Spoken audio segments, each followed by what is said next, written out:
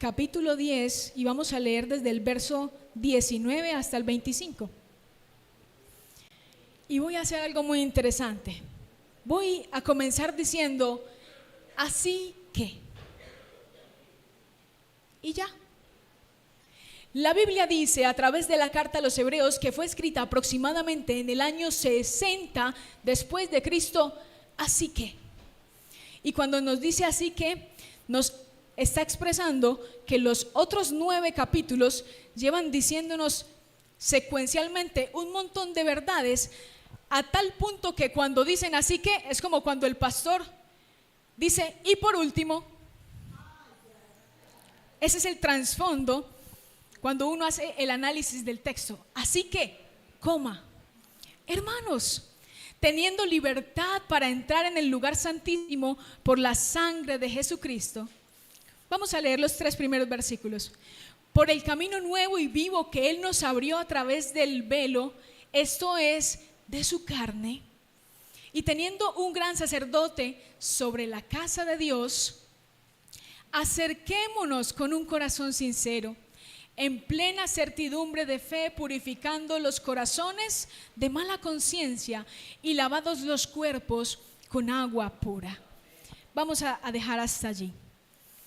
Cuando hablamos de la carta a los Hebreos, el centro, el corazón de la carta es hablar acerca de la supremacía de Cristo. Y fue escrito a un pueblo romano, a un pueblo judío que se encontraba en Roma. Muchos dicen que esta carta o que este pueblo eran judíos de la diáspora, o sea, de los que salieron después de que fueron perseguidos por el imperio medo, persa y babilonio, más o menos en la época del profeta Amós, en el año 700 después de Cristo. Mucha información. Y entonces estos judíos que estaban en Roma probablemente habían sido acostumbrados a reunirse en sinagogas, ¿cierto? Y las sinagogas eran lugares donde los judíos se reunían para celebrar el tiempo con Dios, para adorar a Dios y para leer su palabra, así como lo estamos haciendo hoy nosotros, probablemente por encima de los 20 grados. Ellos estaban ahí reunidos para celebrar la presencia de Dios. Amén. Y entonces les está hablando un autor que es incógnito. Muchos le atribuyen la carta a los Hebreos o la epístola, para mejor decirlo, al apóstol Pablo, pero no se sabe todavía. Todavía hay probabilidad de que fuera escrito por Apolos o quizás por Priscila y Aquila. Hay más o menos unos 8 posibles candidatos de quienes escribieron esta carta. Lo que sí le puedo decir es que la carta a los Hebreos es el lenguaje más elegante del Nuevo Testamento. ¡Wow! No era un griego cualquiera. Era un griego que se hablaba en retórica, y quienes hablaban en retórica eran las personas más elegantes formadas. Incluso se diferencia el lenguaje que usaba Pablo. Dice, no puede ser que alguien hablaba más elegante que Pablo. No sabemos. Y les dejo una cosa ahí. Y esto es escrito por los estudiosos. Se dice que la carta también la pudo haber escrito una mujer, del matrimonio entre Priscila y Aquila. Chicas, esto pudo haber sido escrito por alguna de nosotras. No sabemos. Las chicas somos elegantes, al igual que los caballeros. Y entonces, cuando habla de la supremacía de Cristo y cuando están hablando a un pueblo que estaba en Roma, pero que de nacionalidad o de creencia era judío, entonces comienzan a decir un montón de cosas que tiene que ver mucho con el Antiguo Testamento y con el libro de Levítico, porque cuando estudiamos el libro de Hebreos tenemos que tener un amplio conocimiento del Antiguo Testamento y del libro de Levítico en especial. Y empieza a decirle el autor, es que los pasajes anteriores yo les dije que hay supremacía en Cristo por encima de los profetas. Oh, entonces Cristo es por encima de Elías. Sí. Y también Cristo es por encima de Moisés y de Josué. Entonces Cristo está por encima de aquellos que son los receptores principales de la ley. y es que Cristo está por encima de todo lo ceremonial, de los sacrificios, de las celebraciones de cada año, porque Cristo es el cumplimiento de todo en todo, porque por Él, en Él y para Él son todas las cosas. Entonces, cuando estos judíos recibieron este mensaje, cogieron una silla y se sentaron. Dijeron: Cristo es el cumplimiento de todo, es la supremacía de todo. Él es la persona más importante ante el cual toda rodilla se dobla y toda lengua confiesa que Él es Señor y Cristo. Yo te quiero decir, en Cristo para ti hay una supremacía. Cristo para ti es la persona más importante. ¿Por qué has venido hoy a la iglesia? ¿Has venido porque es domingo? ¿Has venido porque estás acostumbrado? ¿O has venido a tener una relación personal con tu Dios? Y has venido a conectarte con el cielo para recargarte y tener una semana de bendición. Amén. Guardes esa pregunta hasta el final, porque quiero mantener la pregunta hasta el final de que nos encontremos. Tenemos un tiempito para caminar juntos.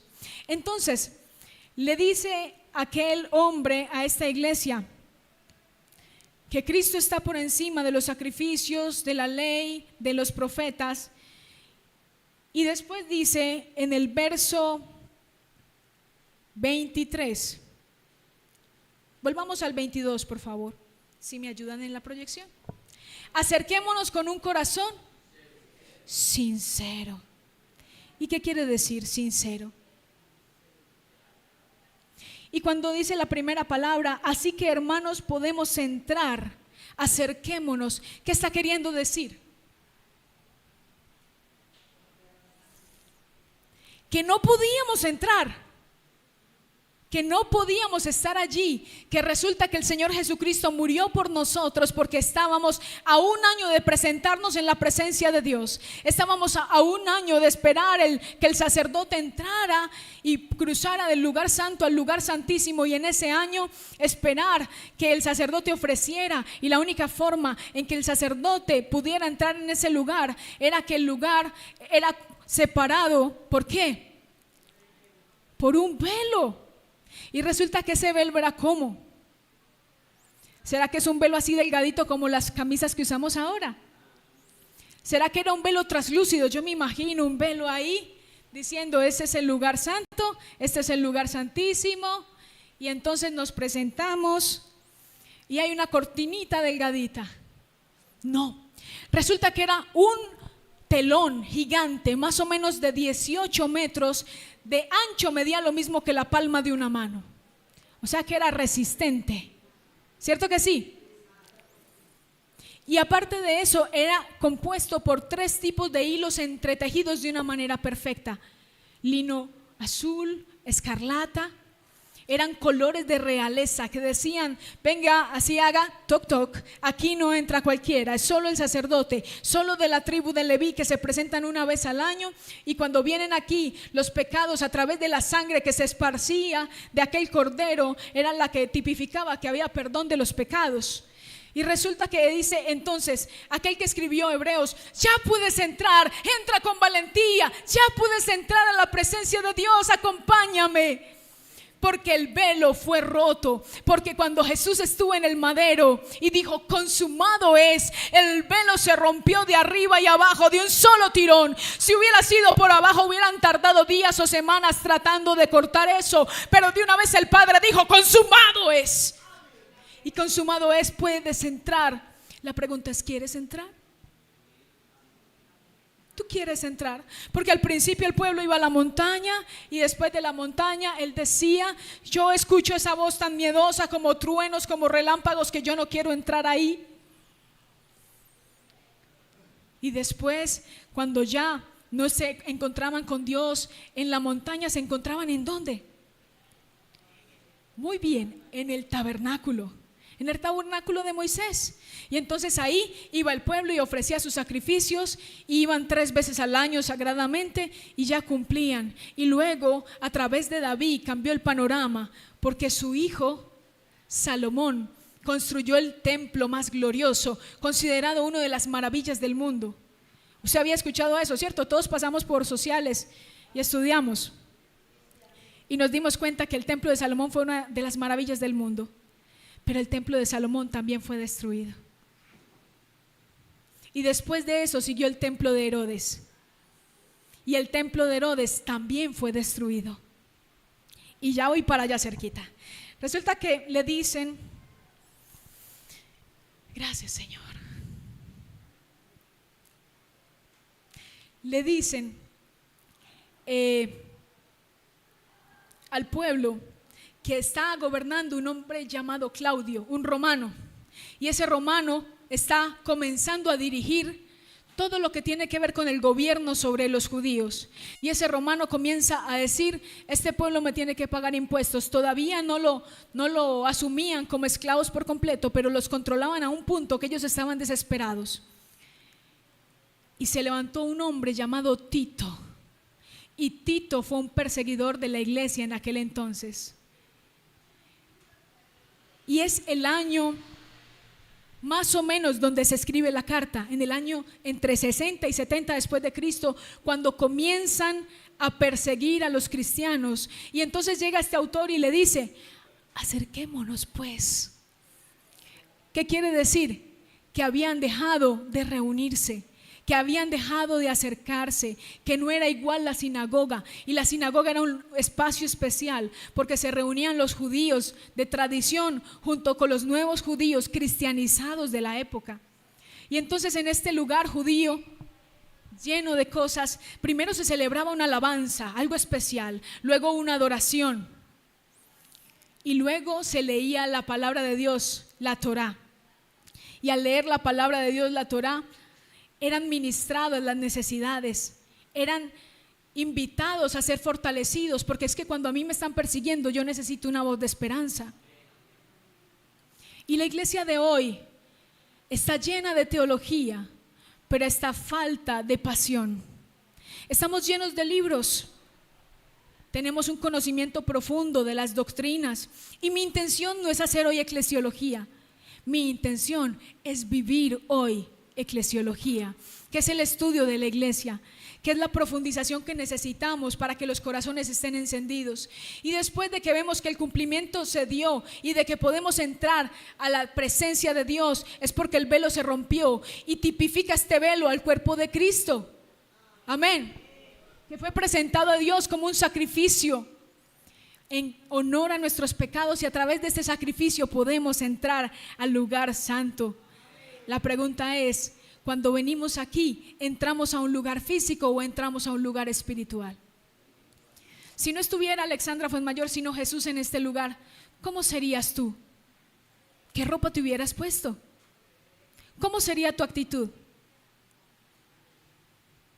Porque la actitud de un corazón adorador es la actitud, como dice en el Salmo 122, me alegré con los que me decían: a la casa de Jehová iremos. El salmista decía: una cosa he demandado al Señor, y esta buscaré, que esté yo en la casa de Jehová todos los días de mi vida, para contemplarlo en la hermosura de su santidad y para inquirir en su santo templo. O como dice el Salmo 84, mejor es un día en la casa de Dios que 1000 años fuera de ellos. Ahora bien, esto lo dice corazones apasionados, corazones en llamas, que tuvieron que pagar un precio por entrar en la casa de Dios, cuando incluso profetizarla, porque David no la conoció, sino que a través de su hijo Salomón la vio hecha. Amén. Entonces, ¿qué significa hoy para ti venir a la iglesia? ¿Qué significa el culto? ¿Qué significa venir a la casa de Dios? ¿Algún valiente que quisiera decirme? Hermano, lo escucho. A encender el fuego. ¿Quién tiene otra opinión? Un encuentro con el Señor.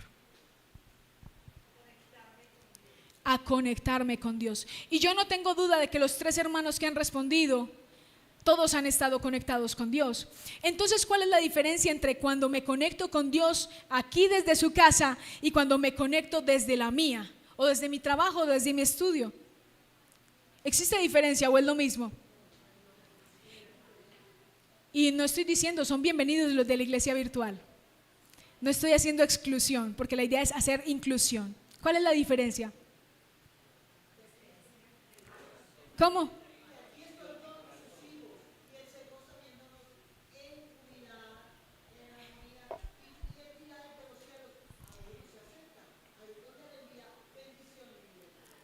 Jehová está en medio de ti, poderoso. Él callará y se gozará sobre ti con alegría, y callará de amor y se regocijará sobre ti con cántico.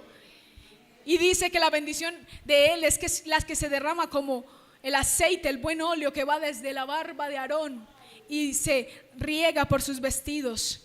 Así somos nosotros. No es lo mismo ser iglesia en la distancia que ser iglesia en la presencia, porque cuando venimos aquí es porque venimos de luchas, cuando venimos cansados, cuando venimos que no podemos más, cuando venimos a experimentar algo sobrenatural de Él, cuando vinimos a buscarle.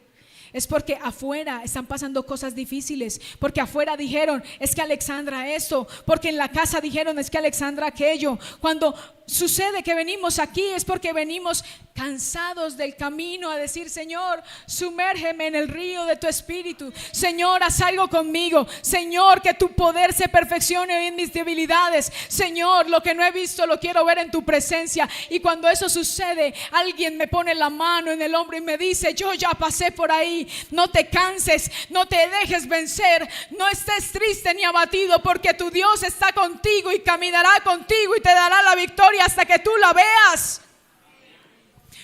Dios está en su trono, pero aquí está su iglesia.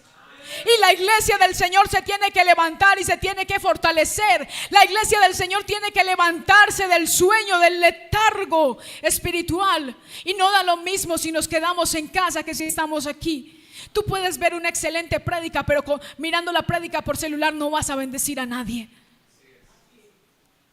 En cambio aquí te metes la mano al bolsillo y le das un beso y un abrazo e invitas a un café y oras por un hermano.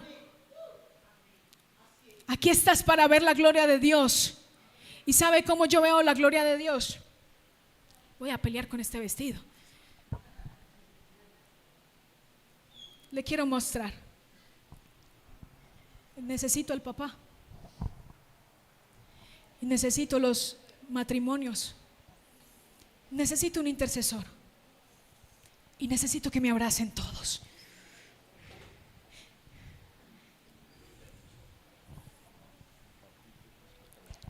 Atrévase alguno a tocarme, porque aquí está la iglesia del Señor.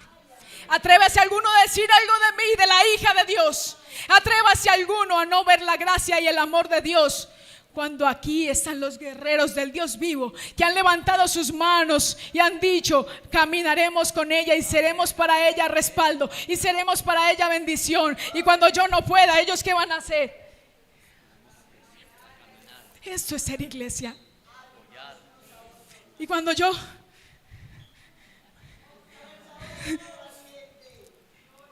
diga ya no quiero, Baruch Hashem Adonai Elohim. Bendito es el Dios que nos ha hecho iglesia. Bendito es el Dios que nos levanta, que nos corona de favores y misericordias. El Dios que levanta los hogares, el Dios que levanta a los pastores y profetas, el Dios que es Dios del legado, el Dios que levanta a los ancianos, el Dios que nos llama y nos enseña a caminar delante de Él. Gracias. Esto es ser iglesia. Usted no puede hacer eso por internet. ¿O sí puede? No se la pierda. Que no hay nada más bonito venir aquí cansado y decirle: Señor, levántame una vez más, susténtame. Y entonces Dios envía sus brazos de amor y te dice: con amor eterno te he amado y con un cordón de 3 dobleces te sostendré. No te dejaré ni te desampararé, mío eres tú. y por ti daré naciones. Las prédicas pueden ser muy bonitas, pero es más bonito vivirlo en vivo y en directo, cuando el Señor su Dios extiende su mano a tu favor por medio de su iglesia, porque la iglesia de Cristo es un organismo vivo. También es una organización, pero es un organismo vivo. Y ese organismo vivo está diciendo el Espíritu de Dios: acércate, porque ya se rompió el velo. Acércate ante el trono de la gracia, porque para ti tengo un socorro oportuno. Para ti tengo un llamado eterno. Yo puedo restaurar lo que tú no puedes. Yo puedo llamar lo que tú no llamas. Y yo sé que es eso, cuando un vientre no quiere dar, pero Dios sí quiere.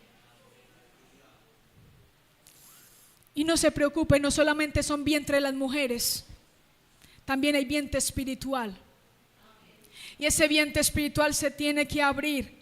Padre, en el nombre de Jesús, yo declaro que esos vientres espirituales de tu iglesia se empiezan a abrir, y que esta iglesia comienza a empezar a soñar con crecer y extenderse hacia el norte, hacia el sur, hacia el oriente y al occidente. Yo declaro en el nombre de Jesús que aquí hay vientres de ovejas productivas. Yo declaro en el nombre de Jesús que aquí los que estaban tristes y cansados, Señor, hoy serán levantados por el poder de tu Espíritu, por el poder de tu amor. Gracias, Señor, porque tú estás dando descanso a tu iglesia. Gracias, Señor, que como el ejemplo que hubo, gracias, como el ejemplo que hubo, así será nuestra vida, que seremos sostenidos por ti, Señor. Mantengámonos firmes. Verso 23. Después de que Dios te invita a su presencia, empieza a decirte: ya que estás aquí, no te vayas. Ya llegaste, entra. Hay muchos que nos quedamos en la puerta espiritual.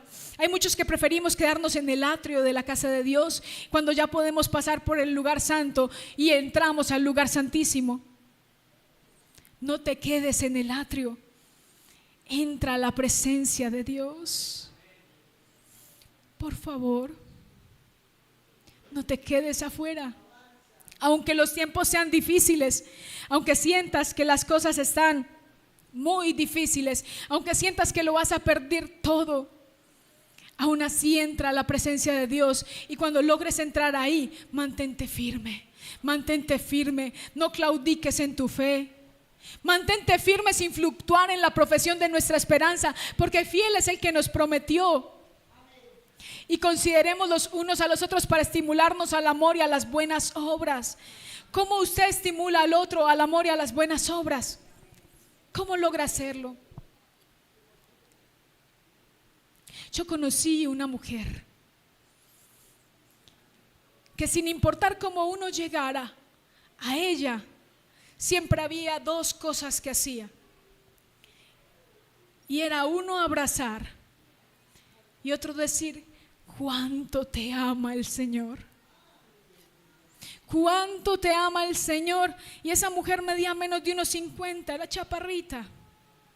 Pero cuando ella abrazaba, uno sentía que el mundo entero estaba protegiéndolo a uno. Uno sentía que estaba escondido como en el mismo Dios. Y uno sentía una seguridad y una tranquilidad, porque eso era un abrazo que reemplazaba a mamá, abuela, tía, tío y hasta de pronto papá y esposo a veces. Era un abrazo de esos que te aprietan el corazón, como cuando uno se le para el corazón y siente que alguien le hace así para que vuelva a latir. De esos abrazos que reconstruyen todo, no los quiebracostillas, sino los resucitadores. Los abrazos que hacen reanimación cardiopulmonar. Esos abrazos que llenan tu corazón. Y después de que estás en la presencia de Dios, yo te ruego, como dice la palabra, mantente firme. Qué difícil es, mis hermanos, o solo quizás me pasa a mí, cuando entramos a la presencia de Dios y a los 2 minutos ya sentimos que todo se nos va a caer. Cuando no aprendemos que salimos de la presencia de Dios, pero ahora nosotros somos templos vivos, que somos portadores de la presencia de Dios. Y por tanto, al ser portadores, tenemos que mirar cómo vivimos, como sacrificios vivos, santos y agradables a Dios, que es nuestro culto racional. Y sabes, antes de venir a esta iglesia, tú ya estuviste en una iglesia, y esa iglesia se llama tu hogar. Y yo le puedo decir una cosa: hay iglesias fáciles y hay otras muy difíciles. Porque en la iglesia de tu hogar están las personas que más te conocen. En la iglesia de tu hogar están las personas que más saben de ti, tus errores, tus angustias, tus fracasos, tus mentiras, tus orgullos, tus vanidades, tus prepotencias, tus vicios. Están ahí en esa iglesia que se llama hogar. La iglesia primera donde yo estuve por la mañana se llama la Iglesia del Señor Jesucristo, en el hogar del señor Hernández y la señora Fuenmayor. Y en esa iglesia hay que organizar las cosas, y en esa iglesia hay que hacer un altar, y en esa iglesia hay que tomar decisiones, y en esa iglesia hay que levantar la presencia de Dios, cueste y valga lo que valga. Yo no sé cómo se llama tu iglesia, a la primera, la de tu casa. Esta se llama Camino de Santidad y Poder, bienvenido. Hay otra, y la más bonita es la de tu casa, porque es donde tú floreces primero. Y cuando tú estás luchando, tú vienes aquí a ser lleno de la presencia de Dios para tener algo que dar a la otra iglesia, a ser ministrado. ¿Cuántos necesitan ser ministrados? ¿Cuántos disfrutan esos tiempos cuando a uno oran por uno y le ponen la mano y le dice: el Señor te dice? Y uno: Señor, casi que no decís. ¿Solo me pasa a mí? Esos tiempos donde tú recibes refrigerio, y no refrigerio de cajita de Hit con pastel de pollo. Recibe refrigerio del Espíritu Santo, que empieza a derramar un bálsamo y empieza a decir: oh, envío el bálsamo por tus oídos porque han sido lastimados. Oh, yo envío bálsamo por tu corazón porque te faltaba un poquito de bálsamo en tu corazón.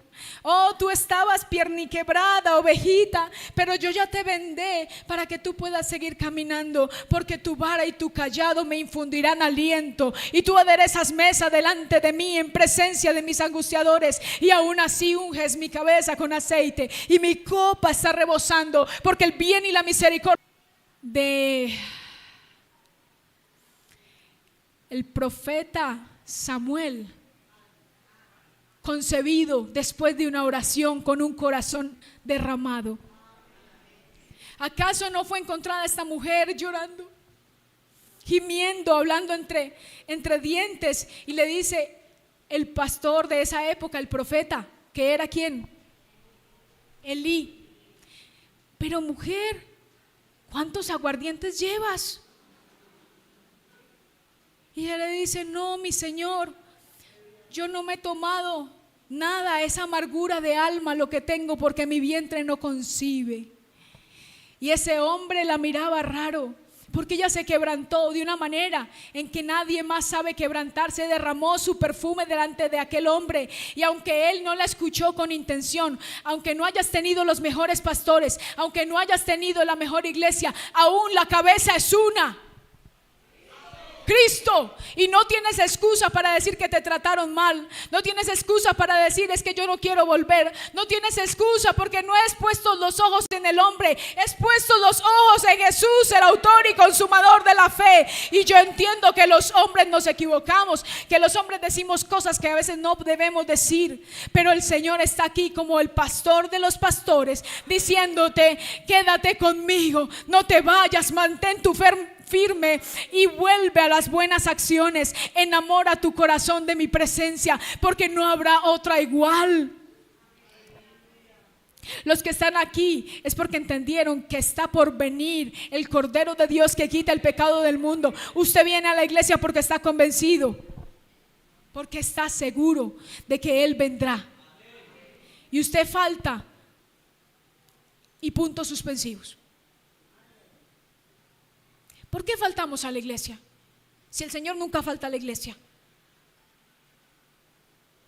negociamos por cualquier cosa la presencia de Dios. Y no estoy diciendo que es malo ir a un paseo, no me malentienda, yo no quiero que usted se sienta mal. Le estoy diciendo que usted tiene que establecer sus prioridades en su corazón, porque Dios las tiene muy claras y tú eres prioridad para Dios. Y es muy bueno el paseo, pero es más bueno congregarse y salir en la bendición el domingo a mediodía a decir: Señor, tú me estás hablando. No voy a negociar tu presencia con nada. No voy a negociar con nada ni con nadie, así me cueste lo que me cueste y me valga lo que valga. Esther dijo: si perezco, que yo perezca, pero yo voy a entrar a ver al Rey. Y el Rey de Gloria nos visitó esta mañana de una manera especial. Yo sentía que mi corazón latía. Yo sentía que algo iba a explotar dentro de mí, porque yo sé que el Señor nos ama a cada uno de nosotros. Yo sé que el amor del Señor es tan grande que no merece ser menospreciado por nada. Y por eso es el consejo de aquel hombre: mantengámonos firmes en una sola esperanza y congreguémonos.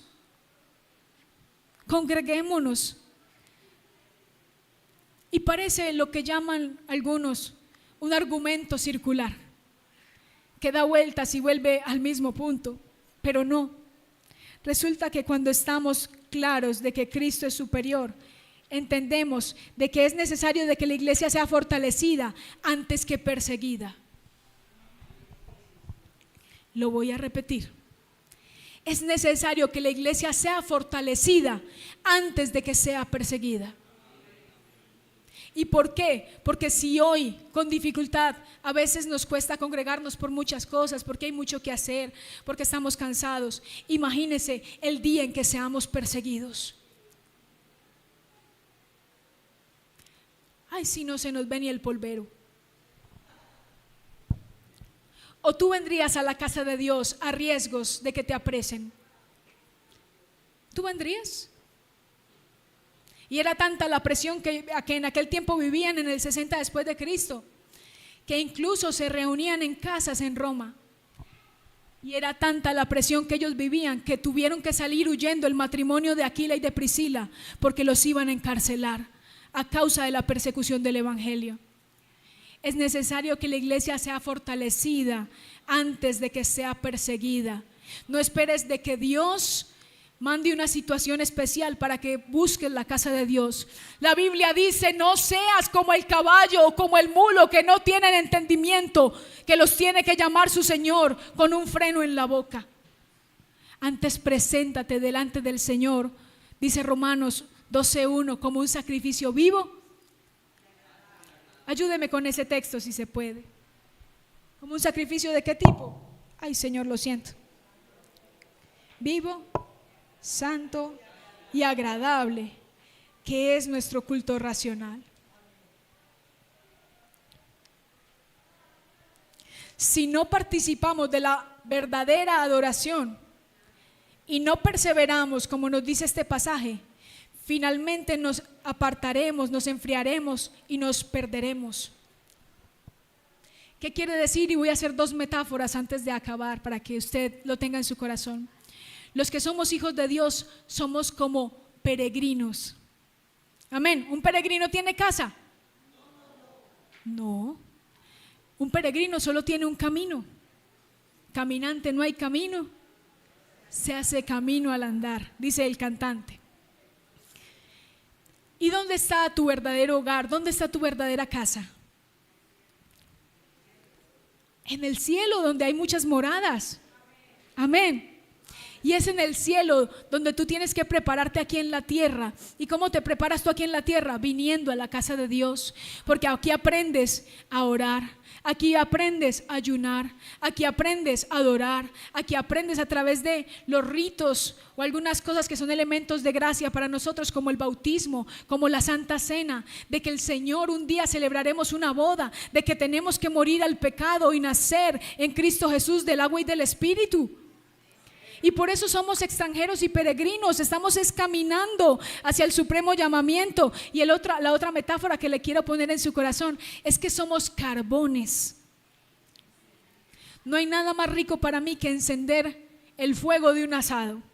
Si usted tiene un asado, invíteme. Yo prendo el carbón. Así su asado sea de carnes frías, de mortadela. Yo siempre me pido esta parte del asado, que es la que a pocos les gusta, porque yo siento que no hay nada más parecido a la vida de uno que a la de encender el fuego del asado. Uno busca una velita, uno busca carbón, uno lo pone en el fogón, uno busca un ventilador, uno busca un secador, uno busca la tapa de la olla, uno persigue al uno dice se me va a apagar, y uno sople, y él como que prende y empieza a humear, y uno dice ya, y plum, se apagó. Así es tu vida espiritual. Tú tienes que encenderla y mantenerla cerca de los que están encendidos, para poder que no te apagues. Para poder que no te apagues. Así es la vida congregacional. Así es la oración que tiene que levantar usted y yo. Amén. La oración individual es fundamental. Diga conmigo. La oración congregacional es fundamental. Diga conmigo. ¿Y por qué? Porque el Señor no se impone, sino que se revela. Y porque lo que Dios le está hablando a usted le puede ser la respuesta de lo que otro necesitaba. Y si usted ese domingo no fue, no hubo forma de que le dieran la palabra de la respuesta que el Señor le tenía en su corazón. El Señor le quiere responder, pero usted tiene que llegar a su presencia. Y con la mejor actitud, porque si usted llega pensando, Señor, llegó la factura de EPM, Señor, se me regó la leche esta mañana, Señor, se pegó la arepa, Señor, el carro se varó, Señor, tengo gripa y no me he tomado el Noxpirin, Señor, me duele la costilla, anoche dormí mal. Usted puede pensar todo eso hasta la puerta, porque de la puerta para adentro usted tiene un solo amor, y el amor lo está esperando. Y ese amor es Cristo Jesús, que mora entre nosotros y permite de que seamos su pueblo. Y el último tip, por decirlo así, antes de darle gracias al Señor y después de aprender muchas cosas. Las puertas del Hades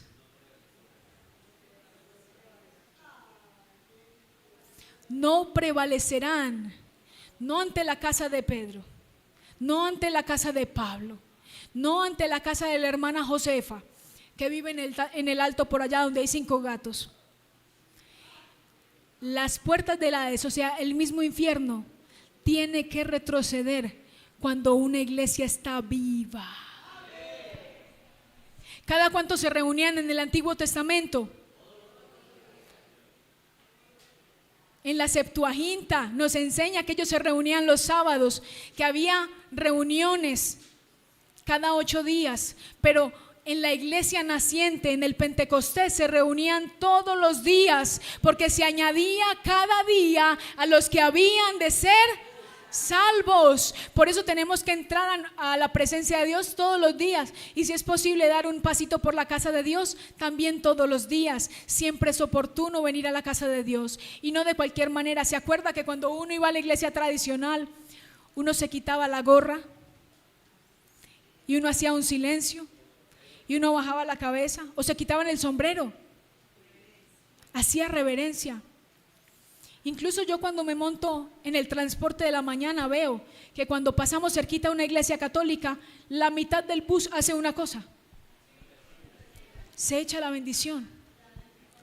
Han aprendido que la iglesia es un lugar especial, lo que hemos olvidado los cristianos evangélicos. Hemos olvidado que la iglesia es un lugar especial, hemos olvidado respetar la presencia de Dios, hemos sido tan tranquilos que pegamos los chicles en la silla y nos sentamos mal y esperamos cuando se acaba.